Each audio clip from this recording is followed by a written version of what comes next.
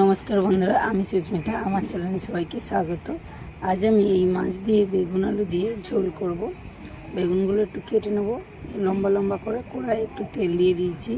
এবার মাছগুলো একে একে সব ভেজে নেব।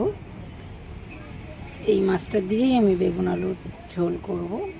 ট্যাংরা মাছগুলো ঝাল করে নেব। আমার ছেলে তো ট্যাংরা মাছ খায় না, তাই দেখো মাছগুলো আমি সব ভেজে নিয়েছি। ওই মাছের তেলে আমি বেগুনগুলো ভেজে নিচ্ছি। লাল লাল করে বেগুনগুলো ভেজে নেব। বেগুনটা আমার ভাজা হয়ে গেছে, নামিয়ে নিয়েছি। ওই তেলেই আমি আলু দিয়ে দিয়েছি, একটু নুন আর একটু হলুদ দেব, দিয়ে ভালো করে আলুটা ভেজে নেব। কিছুক্ষণ আলুটা ভাজার পরে প্রায় আমার আলুটা ভাজা হয়ে গেছে। আমি সেদ্ধ হতে একটু জল দিয়ে দেব, দিয়ে ঢাকিয়ে রাখবো।